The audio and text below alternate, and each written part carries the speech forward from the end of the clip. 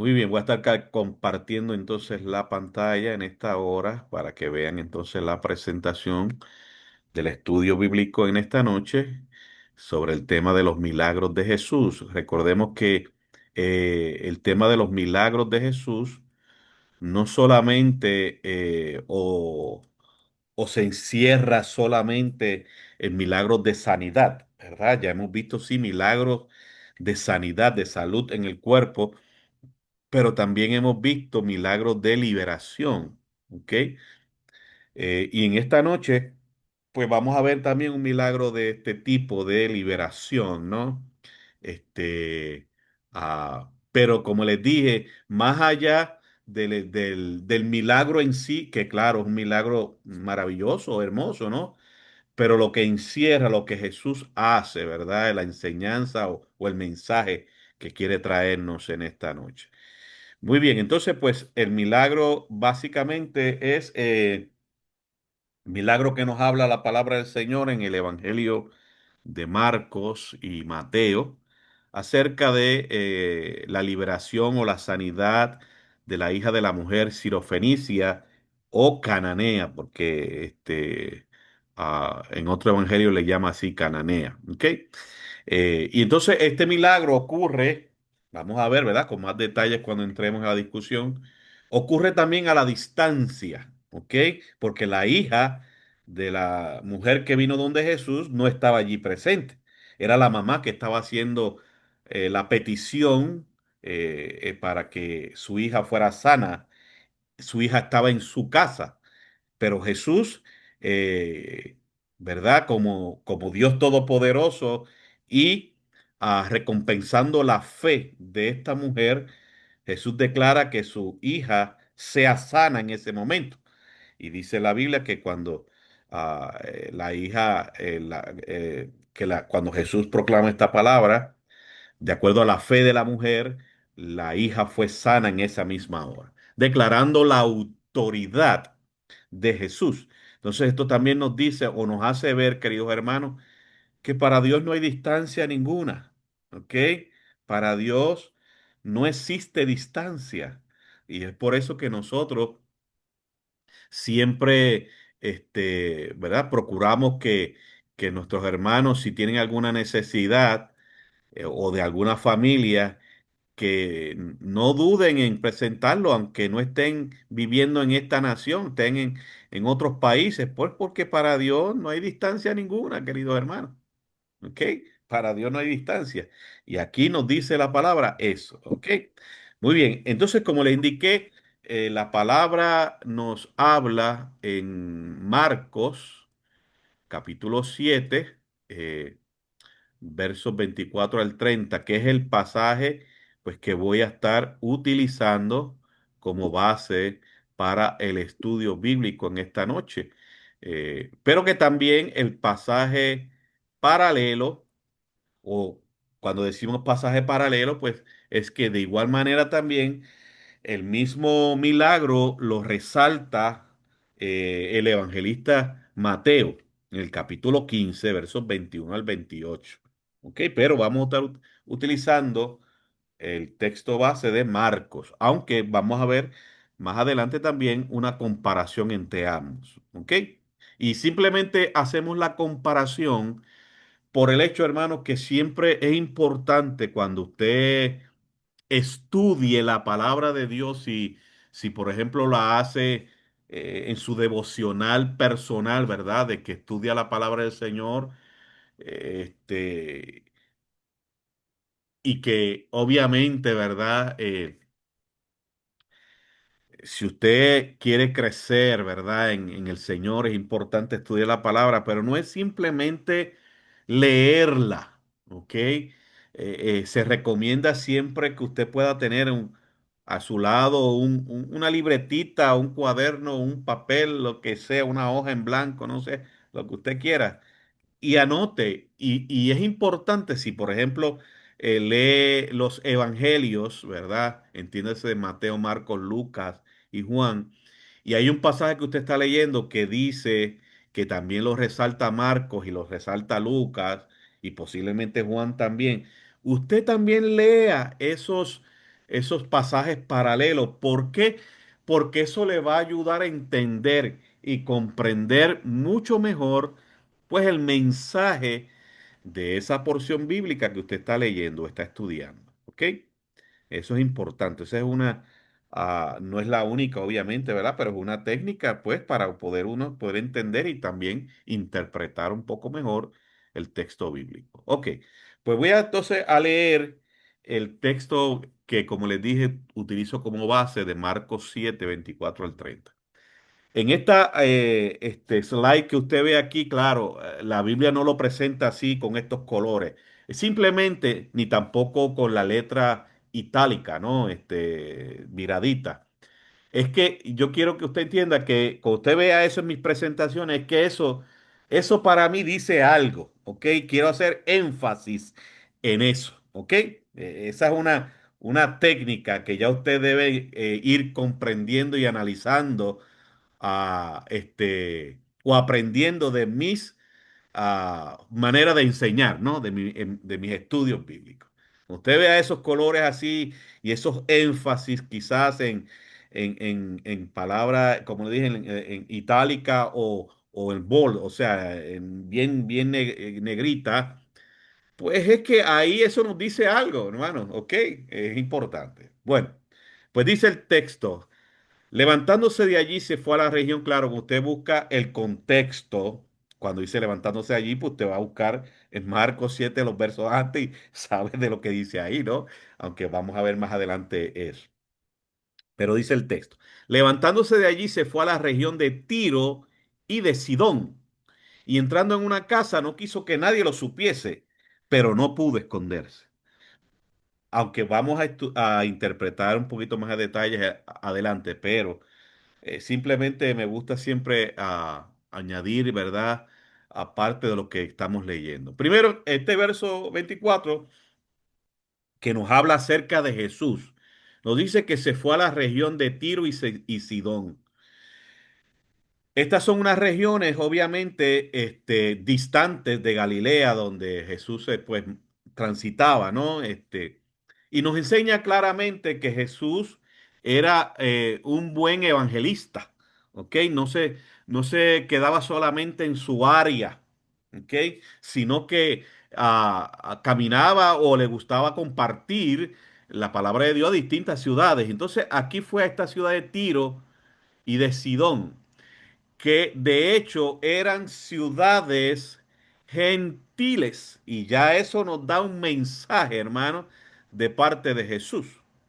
Y especialmente para los judíos, de enseñarles, aunque ya obviamente desde el principio, desde el llamado de Abraham, Dios estableció que todo el mundo o toda la humanidad debía ser evangelizada o que escucharan, ¿no? El evangelio, la palabra de Dios, ¿no? Pero aquí nos dice ya Jesús que no solamente, aunque él sí le habló a su pueblo, a los judíos, pero también el mensaje estaban incluidos los gentiles. Y aquí vemos un caso claro de eso, porque la región de Tiro y de Sidón, que vamos a ver ahorita un mapita sencillo de esto, no eran ciudades judías, eran gentiles. ¿Ok? Y Jesús llegó allá, rompiendo ya barreras culturales y étnicas. ¿Ok? Y qué maravilloso, ¿verdad? Que nuestro Dios es un Dios inclusivo, o sea, nos acepta a todos. ¿Ok? A blanquitos, a negros, a asiáticos, a lo que sea. ¿Ok? Es un Dios inclusivo, no exclusivo. Y qué triste, ¿verdad? Que el ser humano, y cuando digo el ser humano, no me estoy refiriendo única y exclusivamente a los del mundo. Aún cristianos son exclusivistas, ¿ok? A veces usted puede observar, no sé si usted ha tenido la experiencia, que a veces aún dentro de las mismas congregaciones, hacen exclusivismo, ¿ok? Donde ciertos hermanos o hermanitas son los exclusivos. Ay, Señor, tenga misericordia, hermano. Cuando aquí Jesús, que es nuestro máximo modelo, ejemplo, nos está diciendo, amado, que él sí atendió a su pueblo, pero entendía claramente que su misión también era para los gentiles. Y esto es un ejemplo claro de eso, hermano. Dice, se fue a la región de Tiro y de Sidón, que no eran judíos. Y entonces también nos dice que entró a una casa que no quería que nadie lo viera, lo supiera. ¿Qué nos quiere decir eso, hermano? Mire, algo también importante que entender. Mire, hermano, hay gente dentro de las congregaciones que piensan que los pastores son ángeles, que ni comen, que ni van al baño, que ni se cansan, que no duermen. Hay gente así, hermano. Y yo se lo digo por experiencia de una compañera pastora allá en Puerto Rico. No era de la iglesia de Nazareno, pero era del grupo de pastores que pertenecíamos a la asociación de pastores de esa comunidad que yo tuve el privilegio de presidir. Y ella era de la iglesia bautista. Y, y una vez una hermana de su iglesia, ella compartía, porque pues la reunión éramos pastores, ¿no? Y compartíamos nuestras experiencias y nuestras situaciones, nuestras necesidades y peticiones de oración. Y ella compartía que una vez una hermana la llama y le dice, ay, pastora, pero ¿por qué usted se tardó en agarrar el teléfono? Y la pastora dice, bueno, porque estaba en el baño. Ah, usted va al baño. Señora, increíble. Increíble, señora. Pues hay gente así dentro de las congregaciones, piensan que los pastores no duermen, que los pastores no se cansan, que los pastores son ángeles, o sea, son espíritus.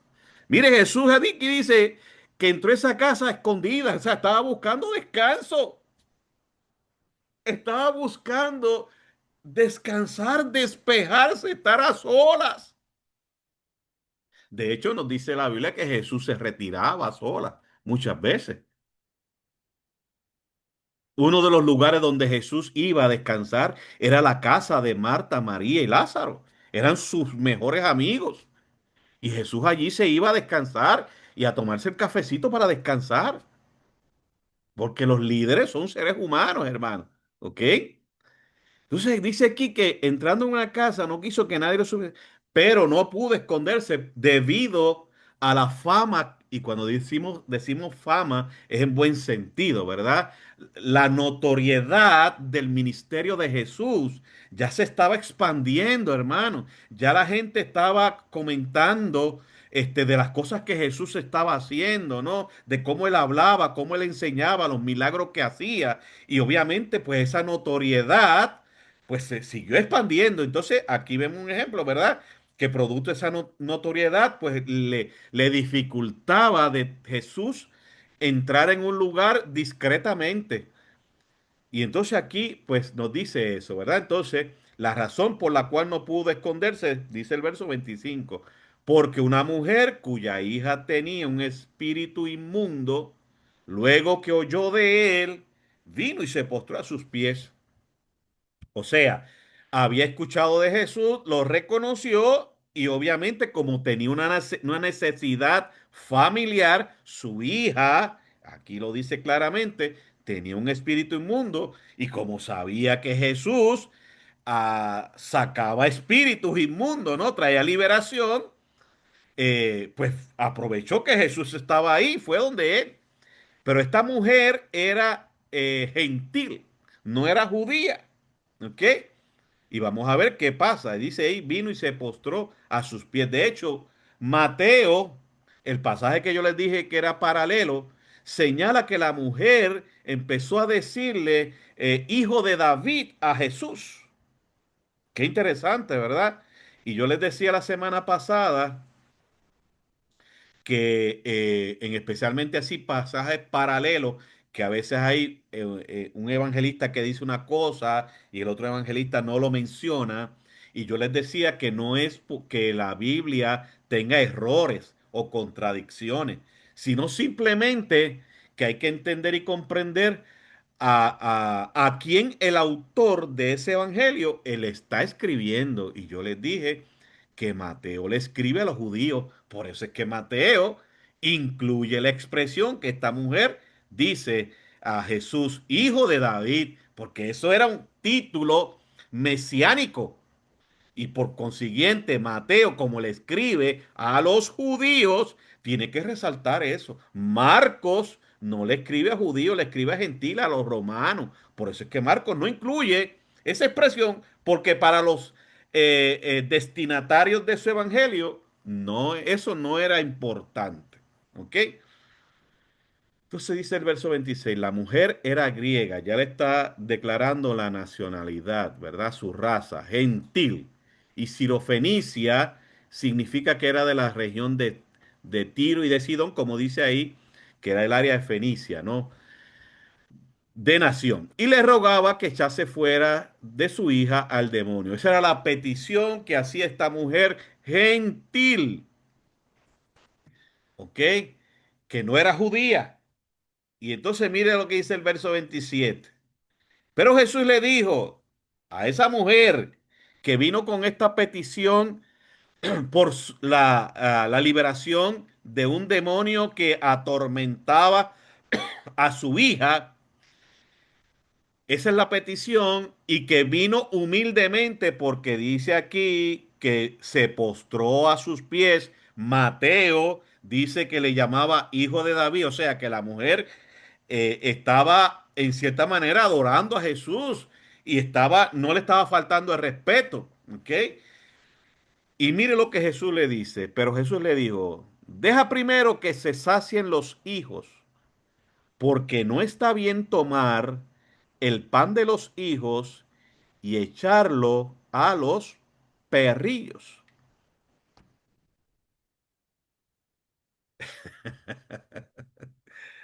Ay, Señor. Y uno podrá decir, caramba, Jesús ahí fue un poquito fuerte. Fue como un poquito ofensivo, porque le dice, mira, mujer, los hijos son primero eh, y el pan que es separado para los hijos es para los hijos y no es bueno que se le eche a los perrillos. ¿Verdad que suena como ofensivo, no? Pero claro, hay que notar la expresión. Dice que Jesús no le dijo perros o perras, perrillos. Y eso tiene una razón de ser, ¿ok? Y recuerde que Jesús, aunque vamos a ver más adelante con detalle, está reafirmando que su ministerio, pues obviamente se centraba en primer lugar, con los judíos, pero no quiere decir que los gentiles estaban excluidos, sino que primero eran los judíos y después los gentiles, o sea que también estaban incluidos. Eso es lo que nos quiere decir Jesús aquí en este verso 27. No es en ningún momento que estaba discriminando de esta mujer por su raza. ¿Ok? Respondió ella y le dijo, la mujer, o sea, la mujer sirofenicia, cananea, de la región de Tiro y Sidón. Esta mujer respondió de la siguiente manera, a lo que Jesús le acaba de decir, hermanos, que eso nos da un ejemplo también a nosotros, cómo nosotros reaccionamos ante una aparente, y digo aparente, ¿verdad? Eh, discriminación. ¿Cómo reaccionamos? ¿Le arrancamos el cuello o la cabeza? Mire lo que respondió esta mujer. Sí, señor. O sea, ella entendió que Jesús tenía razón, lo que acaba de decir. Pero mire, ahí añade lo siguiente. Pero aún los perrillos, y utiliza la expresión que mismo Jesús le acaba de decir. Pero aún los perrillos debajo de la mesa comen de las migajas de los hijos. ¡Wow! Esta mujer era tremenda, ¿sabes? Y cuando digo tremenda me refiero en cuestión de sabiduría, de entendimiento y de perseverancia. ¿Ok? Le contestó muy bien a Jesús, hermano.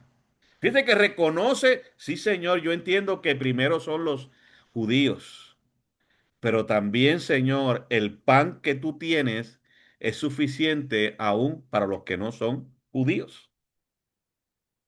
Por eso Jesús se asombra ante esta respuesta de la mujer y el verso 29 dice, entonces le dijo, o sea, Jesús, por esta palabra ve, el demonio ha salido de tu hija. Jesús recompensa la perseverancia de esta mujer, ¿ok?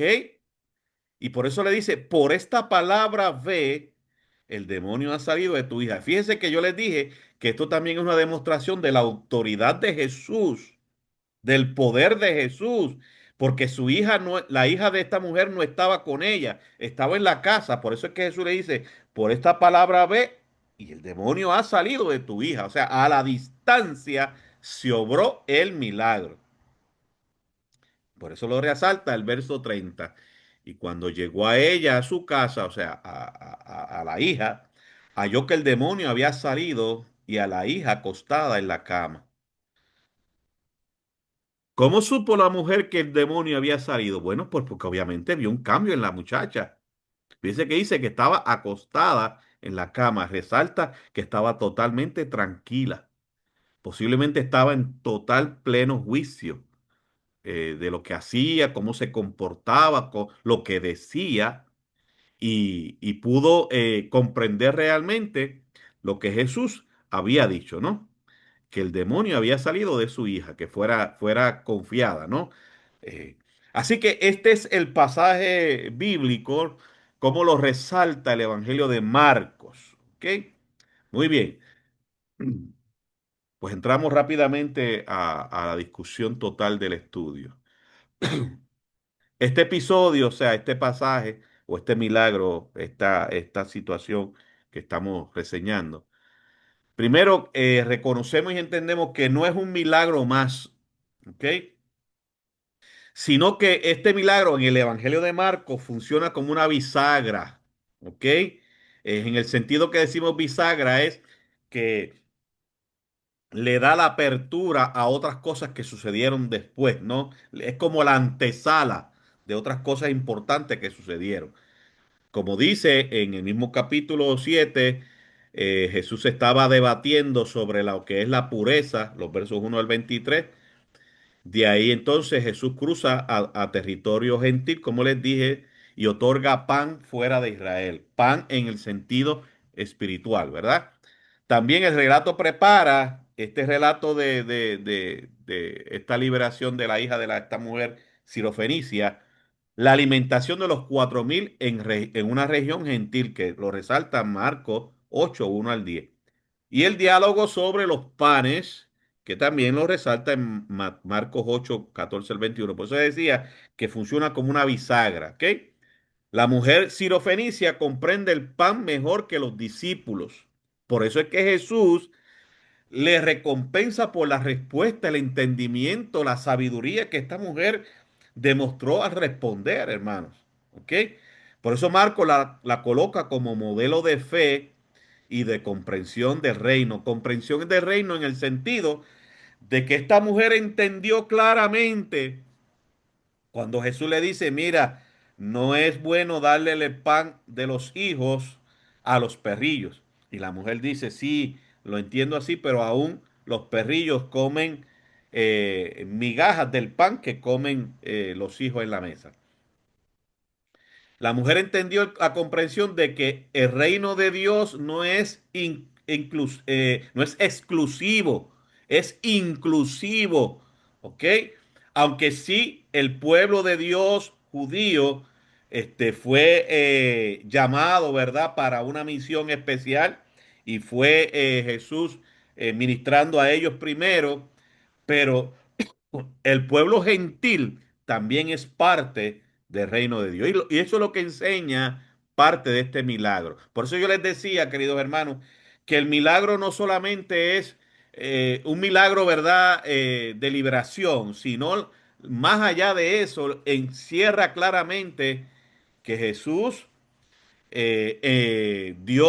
demostró, ¿verdad? Y mostró a todos que más allá del pueblo judío, también el pueblo gentil podía ser parte del reino de Dios, dando a entender que el reino de Dios es un reino inclusivo, hermano, no exclusivo, y que nosotros como iglesia lo podamos entender, hermano, porque como le dije, tristemente hoy dentro del pueblo de Dios, ¿verdad? Hay lugares donde son exclusivistas, ¿ok?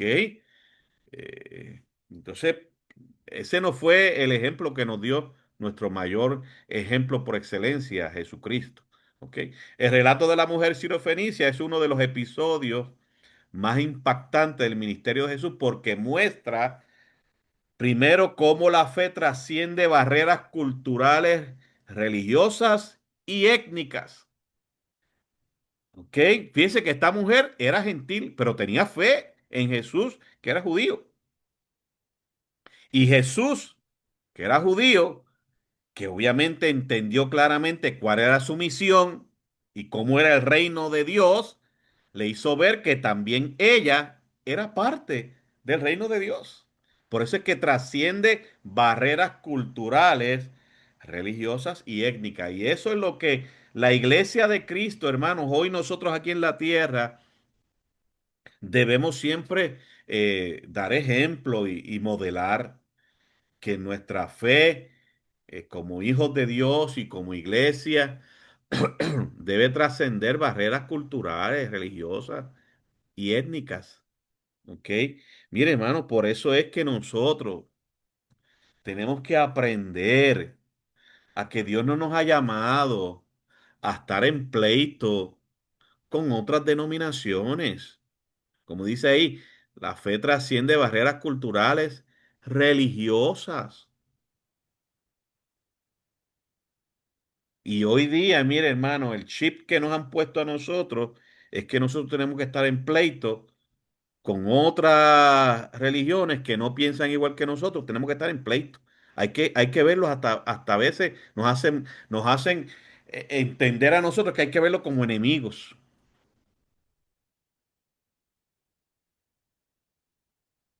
Y no es así, hermanos. No debe ser así. No, de hecho, y más allá de este ejemplo que Jesús nos trae, que es obviamente suficiente, si pudiéramos decir, en esta noche para sostener lo que yo estoy diciendo, vemos el ejemplo del apóstol Pablo. Nos dice el libro de los Hechos que Pablo llegó a un lugar donde había muchas placas, ¿no? De diferentes dioses. Y Pablo, como buen observador, dice que pasó por cada uno de ellas y vio que él decía el Dios tal, Dios tal, Dios tal, Dios tal. Y vio una placa que decía el Dios no conocido. Y dice ahí en el libro de los Hechos que Pablo no se sentó allí a empezar a romper aquellas placas. No se sentó allí a empezar a insultar a la gente que creía en los diferentes dioses que estaban allí en esas placas.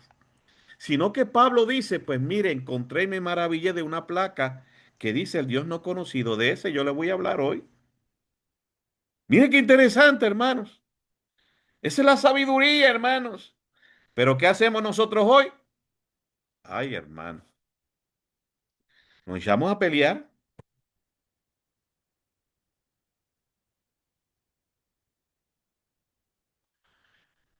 Yo di un curso en el seminario Nazareno, ¿verdad? Que me dieron la oportunidad hace ya varios años atrás. No me acuerdo totalmente el título del curso, pero así por encima decía, el curso se, eh, se, se centralizaba, ¿no? En el pluralismo religioso, ¿ok?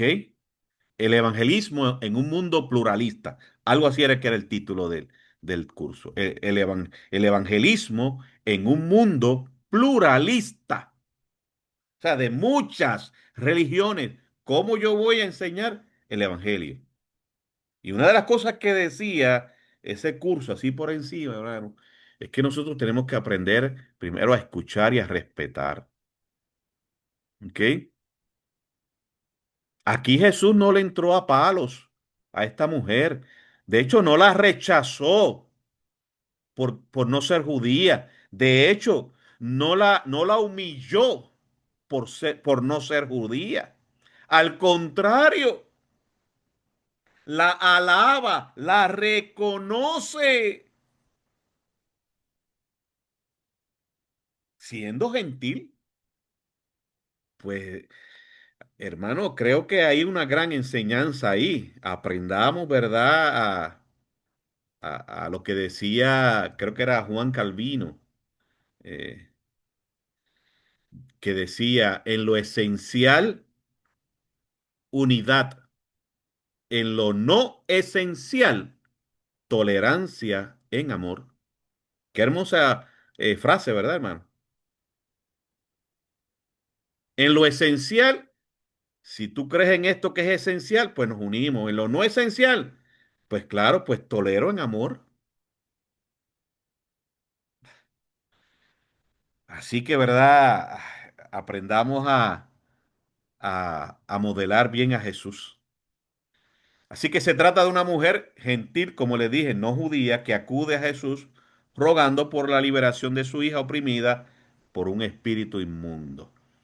Y este episodio, pues, o este pasaje, este milagro, ¿verdad? Es significativo porque refleja, primero, lo que yo también ya acabo de decir cuando dije sobre el curso que di en el seminario en Sendas. La universalidad del evangelio que no se limita a los judíos. Ay, hermanos. La universalidad del evangelio que no se limita a los judíos. El carácter de Jesús como maestro y probador de fe. Y la importancia de la perseverancia en la oración. Porque esta mujer, a pesar de que Jesús le dice, mira, no es bueno tomar el pan de los hijos y dárselo a los perrillos. Esta mujer, a pesar de eso, se quedó ahí y fue perseverante, siguió insistiendo. Y por eso Dios la premió, Jesús la premió. ¿Ok? Muy bien, vamos a ver entonces el contexto histórico, geográfico y literario del pasaje. En cuanto al literario, ¿verdad? En el Evangelio de Marcos, que es el pasaje que estamos utilizando, como le dije, en Marcos 7, 1 al 23, que es lo que ocurre antes, redefine lo que es pureza.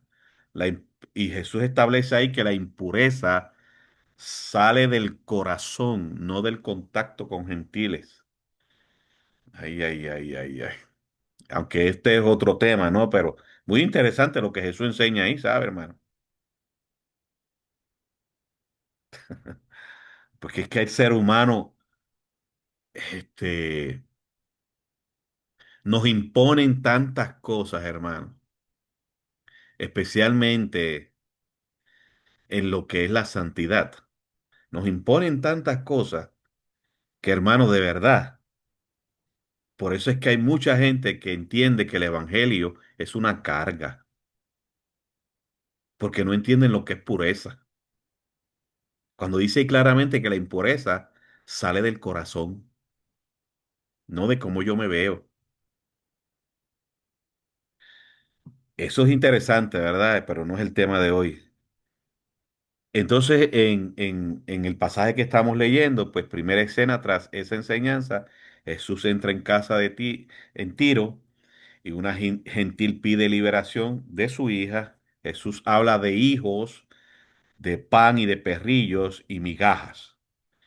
Y la palabra pues sana a distancia a la hija de esta mujer, es lo que hemos visto en el pasaje que leí. Después, en Marcos 7, 31 al 37, que ese es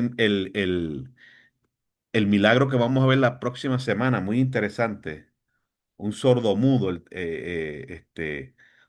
también menciona, ¿verdad? En otro pasaje que es sordo-mudo, que son abiertos sus oídos.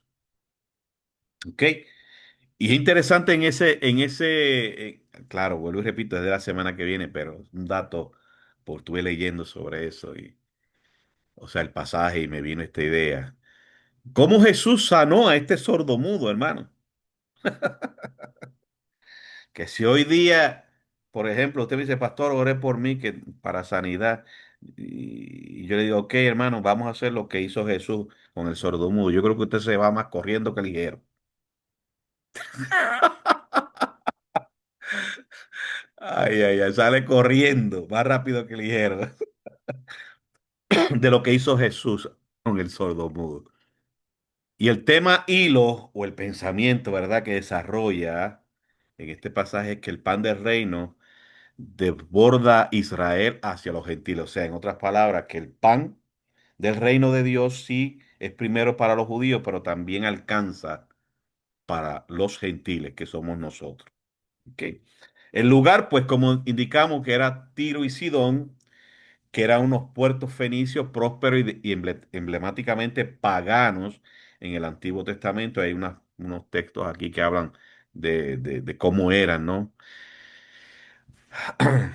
Había obviamente en estos lugares una tensión de razas, ¿no? De etnias, judíos, fenicios, entre lo que es el comercio y la identidad religiosa, porque claro, habían diferentes religiones, y una opresión histórica que, como les dice, viene desde el Antiguo Testamento.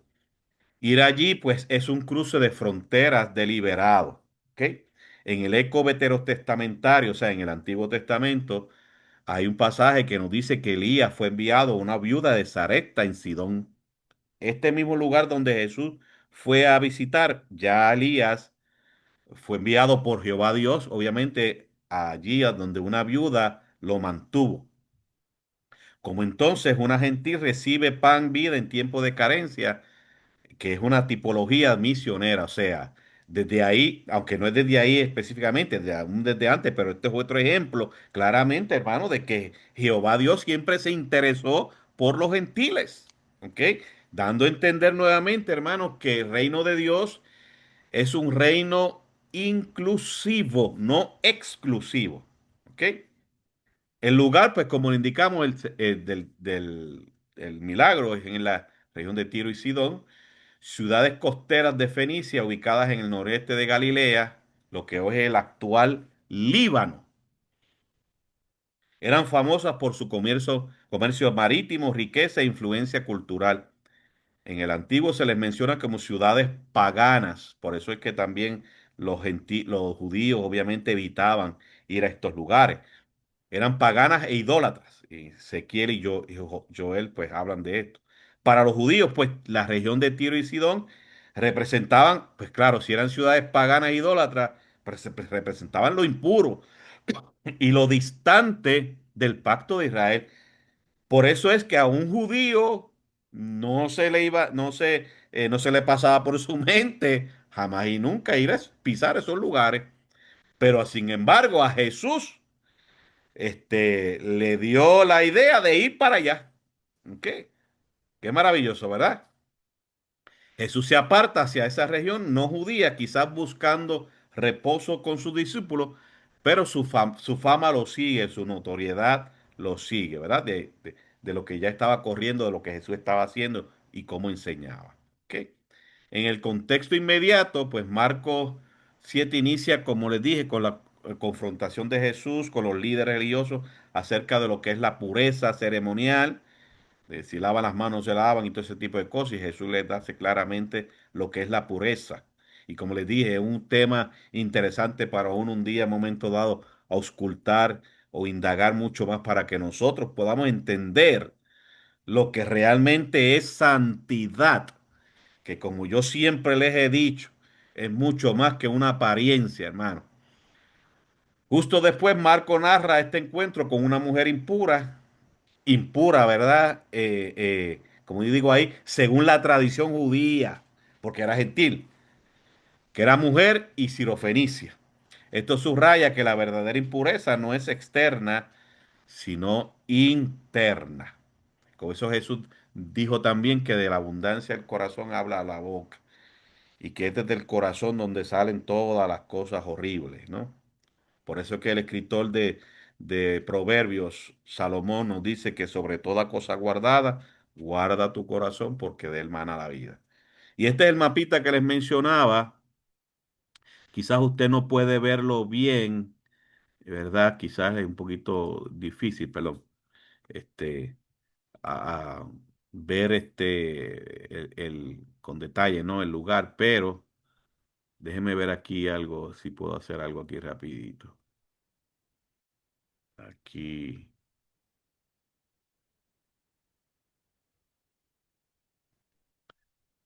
aquí está, pues Galilea, ¿verdad? Esto que estoy subrayando aquí, ¿ok? Entonces Jesús fue a la área de Tiro y Sidón, esta área que está acá,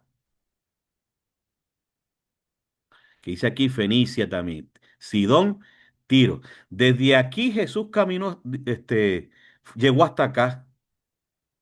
Oye, Jesucristo era patitas calientes, ¿sabes? Cogió el carrito dos patitas. Sí, porque en ese tiempo no había este vehículo, claro, posiblemente también tomó el mar, ¿verdad? Un barquito que llegó acá, pero tuvo que también caminar. Pero lo interesante que decía, hermano, es cómo Jesús hace ver, queridos hermanos, a sus pueblos, a los judíos, que el reino de Dios no es solamente exclusivo para los judíos, sino también para el pueblo gentil. Y sale de aquí para llegar a unas ciudades que son paganas, idólatras, pero con un mensaje, hermanos. Y qué bueno, ¿verdad? Que ese mensaje, pues no solamente se quedó en aquella época, ¿no? Sino que también, pues para nosotros podamos entender que todavía el reino de Dios debemos verlo como un reino inclusivo, acepta a todo aquel que quiere entrar al reino de Dios. No es para unos sí y otros no. Y que las congregaciones puedan emular, puedan seguir ese ejemplo, testimoniar, ¿verdad? Ese ejemplo de Jehová Dios y de Jesús. ¿Ok? De que el amor de Dios es para todos, no para los nazarenos nada más, para todos. Muy bien. Así que, ¿verdad? Podamos comprender esa gran verdad, porque, vuelvo y repito, querido hermano, a veces obramos de otra manera. ¿Ok? Vamos rápidamente a la interpretación, que ya hemos hablado de ella. En el verso 24, como les dije, Jesús entró a esta región de Tiro queriendo pasar desapercibido, pero la gente lo sigue buscando, producto de que ya su notoriedad, los milagros que había hecho, las enseñanzas que traía, se estaba corriendo de voz en voz, hermano, y obviamente pues ya Jesús era bastante conocido, ¿no?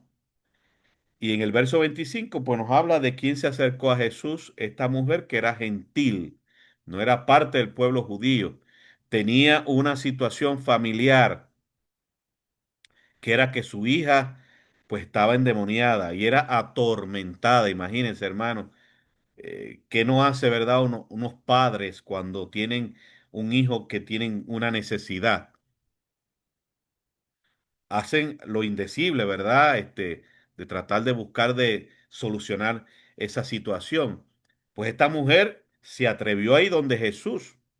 Y como decía el verso 25, que se postró ante Jesús, fue humilde, no fue altanera, no fue exigiendo, fue humilde. ¿Ok?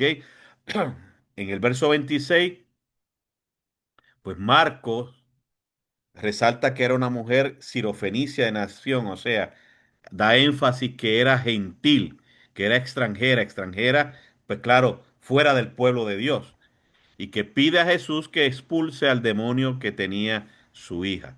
¿Ok? Y cuando habla entonces de la palabra griega, que también Marcos lo menciona, es en sentido cultural, idiomático, pues, que era Sirofenicia, de esa región de Fenicia que les marqué, y que obviamente al ser gentil, pues Marcos también, igual que Mateo especialmente, eh, eh, centraliza que por ser gentil no tenía derechos del pacto que Dios había hecho con Abraham para el pueblo. Aunque cuando Dios llama a Abraham, si usted busca la historia ya en el Génesis, sabe que cuando Dios llama a Abraham, Dios le dice que salga de su tierra y de su parentela y que le va a hacer una nación grande y que en él serán benditas todas las naciones de la tierra. ¿Ok? Establece claramente en el llamado a Abraham que Dios está interesado no solamente por el pueblo judío, sino también por aquellos que no son judíos, o sea, usted y yo, los gentiles hoy día, desde el principio, hermano. Pero claro, el pueblo judío, por ser el pueblo escogido de Dios, pues tenía, y de acuerdo al pacto que habían hecho en la ley, pues tenía, ¿verdad? Unos privilegios, pero también unos derechos que los gentiles no los tenían por no ser parte directa en ese sentido del pacto del pueblo de Dios que hoy pues, conocemos como los judíos. ¿Ok? Verso 27, pues Jesús respondió con una metáfora que sí suena duro, suena fuerte, ¿verdad? Pero Jesús nunca lo hizo con esa intención, hermano. Jesús lo hace con la intención de probar la fe. Por eso cuando Jesús dice, a la petición de la mujer, le dice, deja primero que se sacien los hijos, porque no está bien tomar el pan de los hijos y echarlo a los perrillos. Cuando Jesús habla de los hijos, se refiere a su pueblo, ¿no? A Israel, a los judíos. Cuando habla de los perrillos, y por eso les dije que esa palabra perrillos, aunque puede sonar dura, pero realmente no utilizó la palabra perros, sino como menciona aquí, utilizó el diminutivo que se refiere no a perros salvajes, sino a perros domésticos. Y claro, Jesús se estaba refiriendo a los gentiles, pero es una metáfora, ¿ok? Y como yo le dije, lo que Jesús está probando es la fe de esta mujer. Nunca Jesús está discriminando contra esta mujer. Nunca Jesús está rechazando a esta mujer por su etnia, por su raza, por su origen. No, hermano. ¿Ok? Y hago énfasis en esto por si acaso algún día usted escucha a alguien hablar de este pasaje y utiliza de esa manera, hermano, créame, ya está fuera totalmente de hacer una buena interpretación. ¿Ok? Jesús lo que está probando aquí es la perseverancia de esta mujer y la fe de esta mujer. ¿Ok? Como les dije, no es un insulto étnico tosco, sino que es una metáfora de mesa en una casa que se hacía en aquel tiempo. Primero comían los hijos y después las mascotas. Por eso es que se utiliza perrillos, que no se refiere a perros salvajes, sino perros domésticos, perros en las casas hoy día. Y aquellos que tenemos animales, ¿verdad? Especialmente perritos, usted sabe que usted los ve como parte de su familia. Por eso es que cuando mueren, mire usted, sufre, uno sufre, porque es parte de su familia, ¿ok? Así que esta expresión de Jesús sigue siendo probatorio y agudo, claro que sí, pero recordemos, hermanos, que Jesús jamás y nunca la está ofendiendo, sino que está probando su fe, probando su perseverancia. ¿Ok? Y cuando Jesús entonces dice que el pan es primero para los hijos, lo que está relacionándose es en el orden de salvación. Primero los judíos, ¿por qué? Porque era el pueblo de Dios, hermano. Pero Es interesante cuando dice el texto, ¿verdad? Aquí, deja primero que se sacien los hijos. Fíjese que ya está estableciendo que es que los que no son hijos, en este caso los que no son judíos, que es lo que refiere hijos, ¿verdad? Israel, el pueblo judío, no está diciendo que están excluidos. Lo que está diciendo es que primero los hijos y después los que no son hijos. Pero también están incluidos. Qué interesante, ¿verdad, hermano? Por eso les digo, reafirma que el reino de Dios es inclusivo. Por eso les decía, primero indica simplemente el orden de salvación salvífico, que no es una exclusión definitiva. Como dice Romanos, el apóstol Pablo, Romanos dice, primero dice al judío primeramente, refiriéndose a la salvación, y también al griego, o sea, al no judío, al gentil. La parábola doméstica articula la prioridad histórica de Israel. El pan del reino se sirve primero a los hijos, o sea, al pueblo judío, al pueblo de Israel, pero los que no son judíos, los gentiles, no están excluidos, sino que también el pan le va a alcanzar.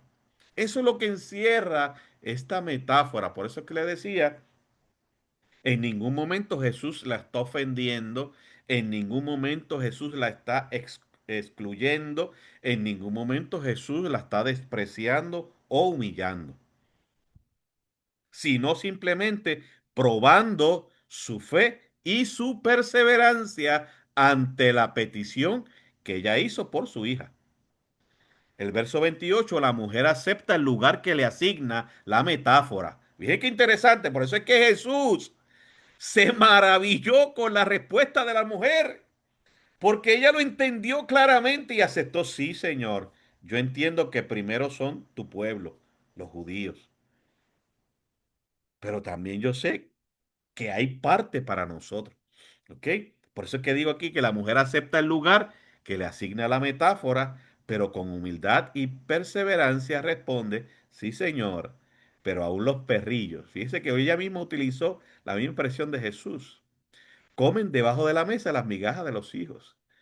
La mujer acepta el orden, no discute la prioridad, pero se aferra a la superabundancia del pan. Si hay pan para los hijos, sobran migajas para los de la casa. Y esto es lo que encierra, vuelvo y repito, hermano, que como les dije, y si lo tomamos ejemplo nosotros, como la iglesia de Nazaret, los nazarenos no somos los únicos, hermanos, del pueblo de Dios. No, todos aquellos que están en un lugar de sana doctrina son parte del pueblo de Dios, hermano, y hay que entender eso. Tenemos que aprender y empezar a entender eso. Nosotros no somos exclusivos. Por eso el pasaje que les mencioné del apóstol Pablo, cuando llegó allí a aquel lugar, que vio aquel pluralismo religioso, Pablo no empezó a pelear con aquella gente. Es más, les exaltó, veo que ustedes son muy religiosos.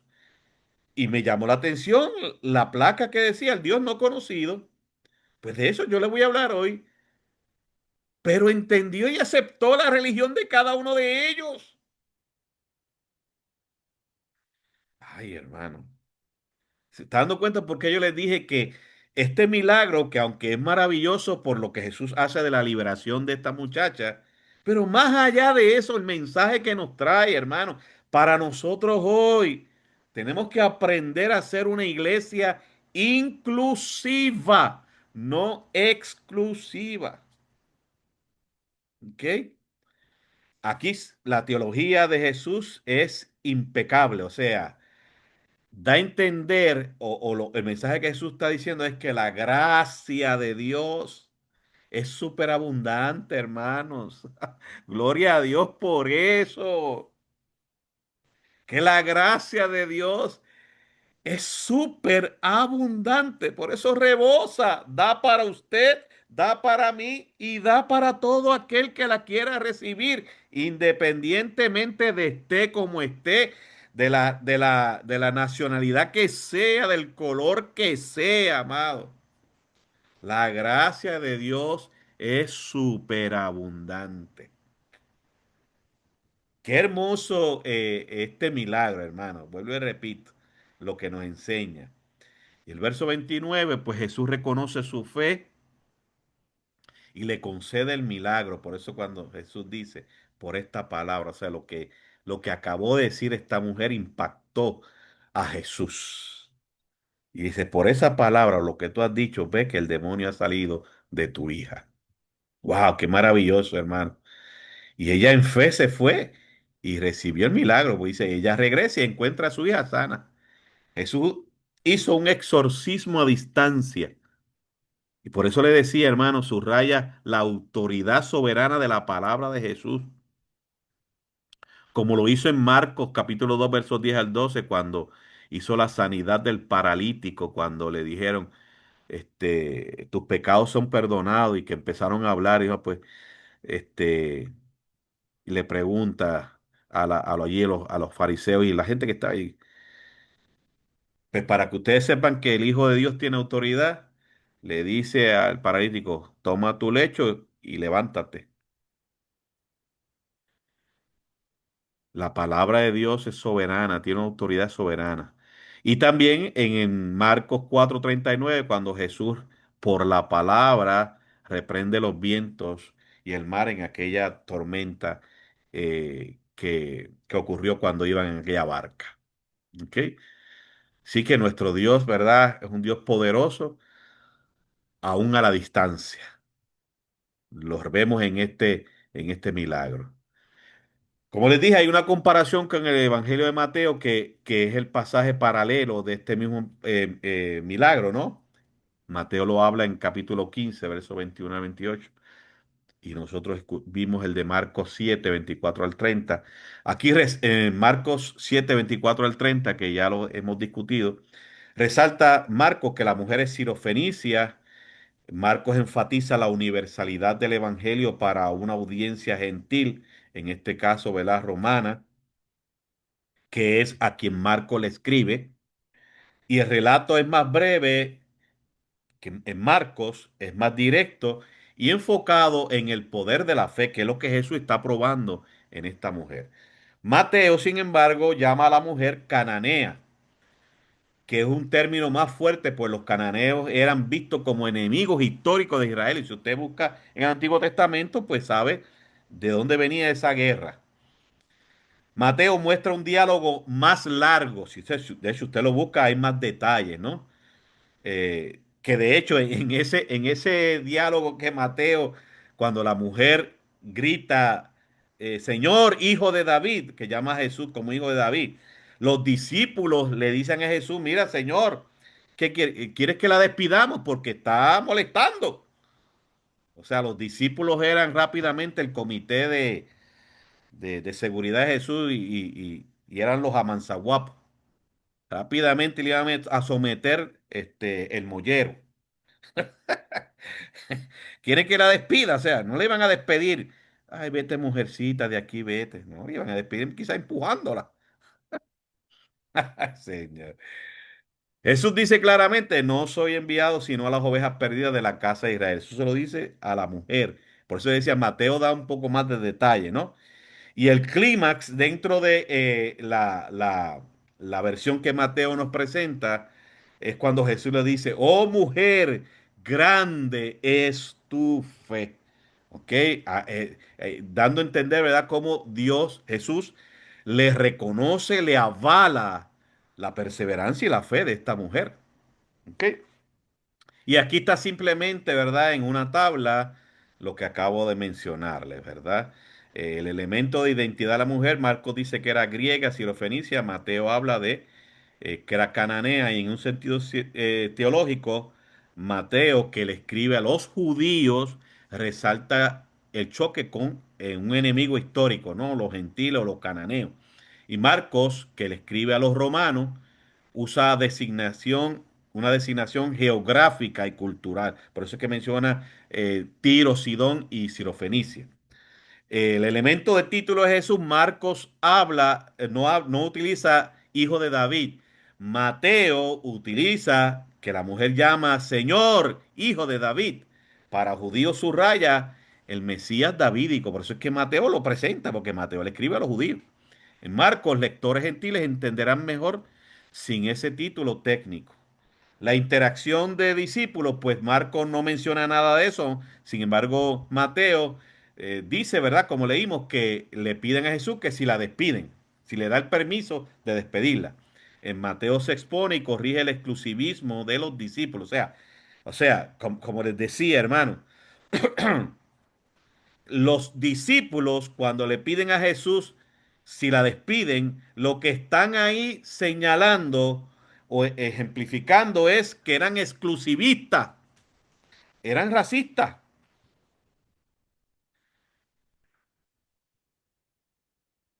Y como les decía, queridos hermanos, ¿cuántas congregaciones se ven así, hermanos? ¿Sabes? Que a veces se convierten así, en exclusivistas. Si hay alguien que le molesta mucho, como que ya le empiezan a dar con el codo para que se vaya, que molesta mucho. En el elemento del silencio de Jesús, Marco no lo menciona, Mateo lo menciona, que dice que no le respondió palabra, pues en el sentido teológico intensifica la prueba y la perseverancia de la mujer. En cuanto al elemento del veredicto, o sea, la decisión final, pues Marco dice que por esta palabra, lo que dijo la mujer, y Mateo expresa, ¿verdad? Un poquito más de emoción, ¿no? Cuando Jesús dice, grande es tu fe. Marco destaca la palabra sabia y la autoridad de Jesús. Mateo convierte a la mujer en paradigma de fe para Israel. Así que este es simplemente una comparación para que podamos entender un poquito más este pasaje bíblico y veamos estas dos perspectivas. Entonces, ¿por qué estas diferencias, verdad, de Mateo y Marco? Pues Mateo, como les dije, escribe a un público que es judío. No olvide eso, hermano. Por eso resalta la tensión histórica. Una cananea enemiga del pueblo recibe la bendición de Israel por su fe. Sin embargo, Marcos escribe a romanos, gentiles, y prefiere utilizar Sirofenicia, que es más hacia el lado geográfico y cultural y quizás un poco menos ofensivo.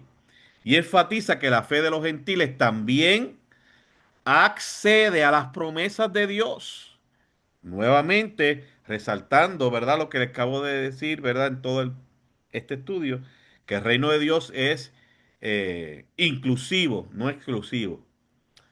En ambos casos, tanto el Mateo y Marcos, la enseñanza central, lo que es importante, aunque el milagro es importante, claro, pero la enseñanza central es que la fe sincera rompe las barreras étnicas y culturales. ¿Ok? Dios escucha a una persona que tenga fe, sea asiático, sea norteamericano, sea europeo, sea hindú, sea africano o sea hispano. Si es una fe sincera, Dios le escucha. Amén. Pues entonces ya finalizando en cuanto a la teología, o sea, ¿qué nos enseña teológicamente el pasaje? Primero la cristología. Ese es un término teológico, ¿no? Y nos enseña que Jesús es Señor del pan y de los límites. Del pan en el sentido, ¿verdad? Del pan. No es el pan de la panadería, ¿verdad? Jesús no tenía una panadería. Es en el sentido de la palabra, ¿no? Del mensaje de salvación. ¿Ok? Jesús es el Señor del mensaje de salvación, de la palabra que llena los corazones. Y de los límites, ¿por qué? Pues porque la niña, la hija de la mujer, no estaba con la mujer, estaba a distancia. Pero para el Señor no había límites, rompió eso. Su palabra libera sin contacto ni ritual. Y qué interesante entender esto también para nosotros hoy, hermano. Porque mire, hay personas, y cuando yo siempre que yo digo persona, me estoy refiriendo dentro del pueblo de Dios en general.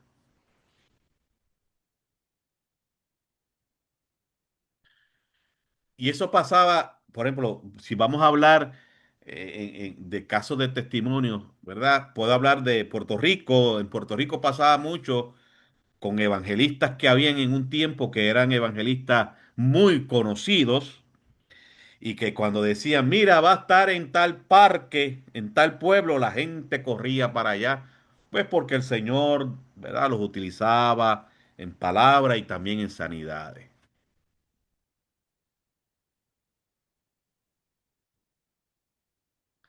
Cuando yo hago silencios así, hermanos, aprendan siempre, ya sepan por qué yo hago silencio, porque es que estoy meditando bien lo que voy a decir, para que se preparen, ¿verdad?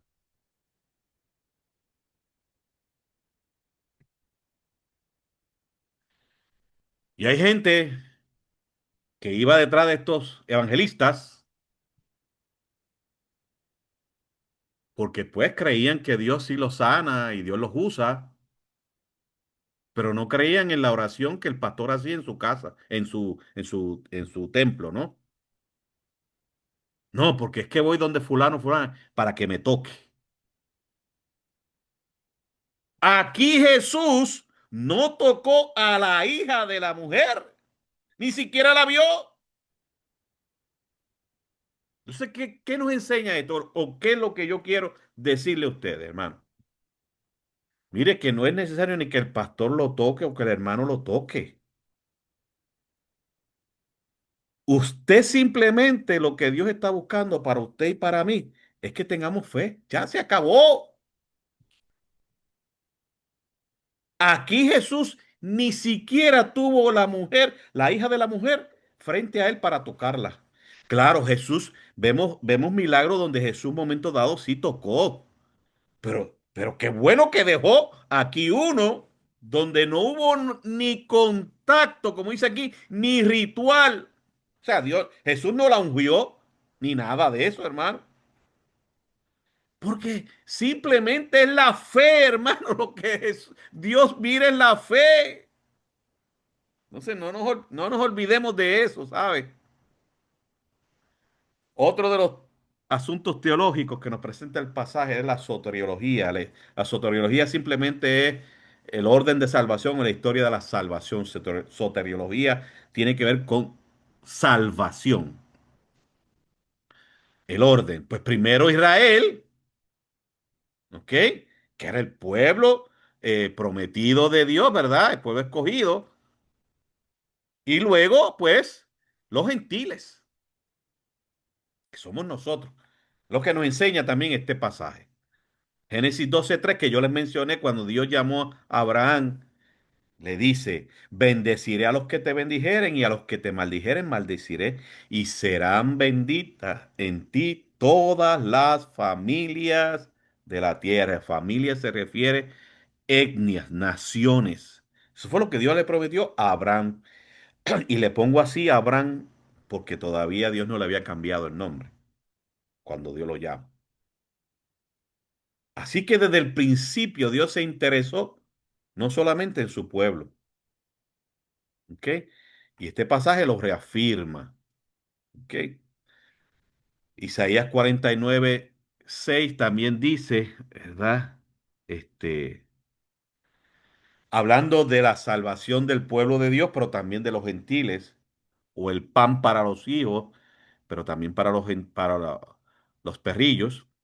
Poco es para mí que tú seas mi siervo, aquí hablándole Dios, ¿verdad? A Isaías, para levantar las tribus de Jacob y para que restaures el remanente de Israel. También te di por luz de las naciones, para que seas mi salvación hasta lo postrero de la tierra.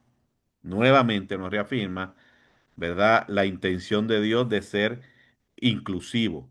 Y Romanos 15:8 y 9 el apóstol Pablo dice, pues os digo que Cristo Jesús vino a ser siervo de la circuncisión para mostrar la verdad de Dios, para confirmar las promesas hechas a los padres y para que los gentiles glorifiquen a Dios por su misericordia, como está escrito. Por tanto, yo te confesaré entre los gentiles y cantaré a tu nombre. ¿Ok? Simplemente estos son unos textos reafirmando esto que hablaba de la soteriología. ¿Ok? Y también otro de las teología del pasaje es la eclesiología, ¿ok? Que se refiere obviamente a su pueblo, la iglesia. La comunidad de Jesús se define por fe humilde y perseverancia, no por etnia, no por raza, ¿ok? El pueblo de Dios, la comunidad de fe, la iglesia, se debe definir, se debe destacar, se debe identificar por tener una fe humilde y perseverante, no por el color de su piel, no por su origen.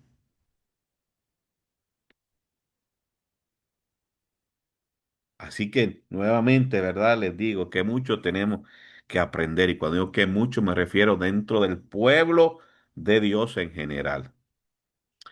También pues nos habla de la teología de la misionología, porque ¿dónde estaba Jesús? Salió de Galilea a una región que era gentil. Ese es un trabajo misionero. El cruce deliberado de fronteras. Jesús fue para allá con un propósito, no fue por casualidad. Jesús fue con propósito. Cruce deliberado de frontera. Lenguaje contextual de casa a mesa. ¿Verdad?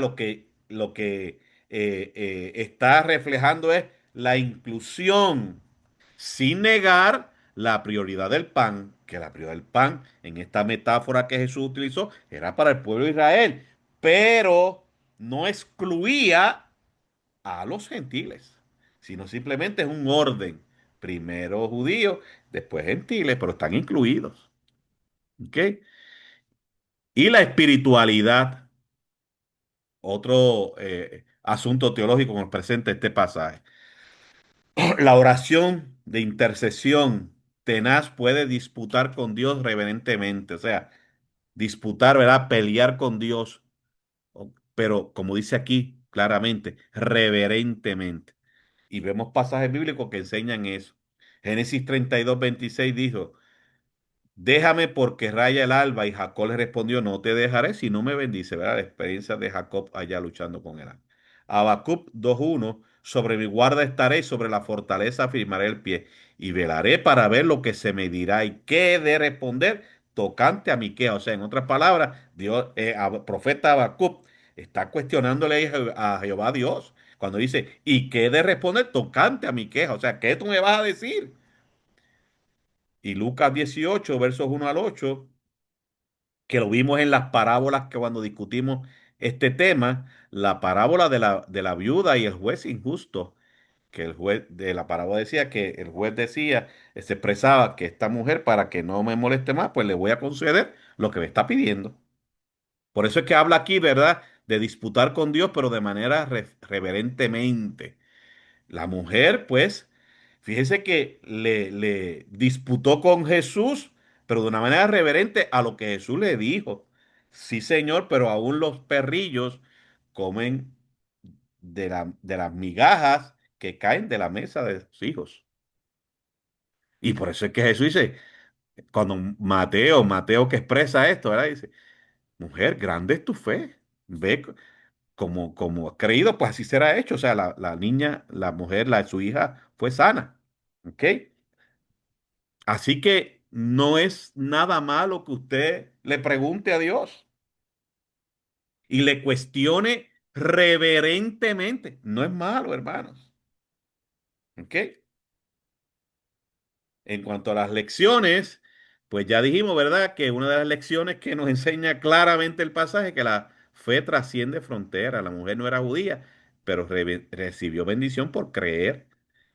Aplicamos que Dios no hace excepción de personas, lo dice la palabra. Otra de las lecciones es que la perseverancia, debemos ser perseverantes en la oración, hermano, no rendirnos. Ella no se rinde ante una aparente negativa. Mire, hermano, por eso es que yo les pregunté a ustedes, ¿cómo usted reaccionaría si Jesús le dijera a usted perrillo? ¿Cómo nosotros vamos a reaccionar? ¿Mm? esta mujer fue perseverante. Por eso es que Jesús la elogió, hermanos. Nuestra fe debe insistir y confiar aun cuando parece que Dios guarda silencio. ¿Ok? Es otra de las lecciones grandes que nos trae el pasaje. Otras lecciones que la humildad precede a la exaltación. La mujer aceptó su condición, pero con fe pidió que fueran migajas. La humildad abre la puerta a la gracia de Dios. De hecho, hay otro pasaje bíblico también, ¿verdad? De publicano, el fariseo y el publicano, que el fariseo fue a orar y a Señor, gracias te doy, porque no soy como este sinvergüenza publicano, este que es un hijo del diablo, pecador. Ay, yo soy un santo. Gracias porque tú me hiciste santo. Y el publicano allá, humillado ante Dios, el Señor, ten misericordia de mí. Y dice la palabra que a quien Dios escuchó, al publicano. Porque la humildad abre la puerta a la gracia de Dios. Por eso es que en el Sermón del Monte, cuando vimos, una de las bienaventuranzas decía, bienaventurados los pobres en espíritu. Y pobres en espíritu lo que dice es ser humilde, reconocer que necesitamos de Dios todos los días, no somos autosuficientes, hermano. Jesús prueba la fe, otra de las lecciones. Y quizás la respuesta a nuestra petición no ha llegado porque quizás Dios nos está probando nuestra fe. Su respuesta dura no era un rechazo, sino un medio de revelar la grandeza de la fe de la mujer. Y por eso Dios la exaltó, la elogió, hermanos. Muchas veces Dios permite procesos para fortalecer y refinar nuestra fe. Crisis que obran para bien, hermanos. Pero a veces nosotros no nos queremos someter al proceso de Dios. Mm, mm. Pero como digo aquí, muchas veces Dios permite procesos para fortalecer y refinar nuestra fe. Entonces, si lo vemos desde el punto de vista pastoral, pues habla de la oración intercesora que persevera. La mujer ora por otra, en este caso su hija. Por eso es que nosotros hacemos la oración de intercesión. Que practiquemos la intercesión con humildad y santa osadía, o sea, de atrevernos a pedirnos a Dios, a pedirle a Dios lo que sea, hermanos, en intercesión. La humildad que entiende el Evangelio, o sea, reconoce que no tiene derecho de pacto la mujer, pero se aferra a la abundancia de la gracia de Dios. La gracia de Dios es superabundante. Nos enseña también el derribo de los prejuicios. El reino no se define por etnia, lengua o historia. Una cananea puede ser modelo para la iglesia. Y créame que así es, ¿sabe, hermano? Así es. La autoridad de la palabra. Jesús sana a distancia. Confía en la eficacia de la palabra en misión, en consejería y liberación. La palabra de Dios tiene autoridad. Que no olvidemos eso, hermano. Este pasaje también nos enseña a la iglesia que cruza fronteras, salir de la Galilea segura hacia Tiro y Sidón, locales, o sea, los márgenes, los migrantes, la minoría. A eso Dios nos ha llamado. Esos son parte del reino de Dios. De hecho, hermanos, por eso es que se llama así el nombre de la iglesia del Nazareno. Nazareno salió de eso, de la misión que hacía el Nazareno, de las minorías. De hecho, por eso usted observa que la iglesia del Nazareno se caracteriza, hermano, por su misión a donde están los más necesitados en el mundo entero. Ahí es que está la iglesia del Nazareno. Orden sin exclusión, otra de las aplicaciones, ¿verdad? Perdón. Mantén el primero, o sea, cuando Jesús dice, ¿verdad? Que primero los hijos. Bíblicos son las prioridades, llamados y cargas sin negar el después que desborda en misericordia. O sea, en otras palabras, sí, lo que nos dice aquí, amado, es que como dice el apóstol Pablo, nosotros trabajamos con las necesidades primero, los de la familia de la fe, o sea, los de nuestra casa, pero sin negar también que Dios nos llama a bendecir a otros. ¿Ok? Ese es el primero, ¿verdad? El término primero, aplicándolo para nosotros en nuestra realidad. Pues terminamos entonces diciendo que el encuentro de Jesús con la mujer sirofenicia nos enseña que el reino de Dios no se limita a un pueblo cultura, que nunca se nos olvide eso, hermano, sino que se abre a todos los que creen.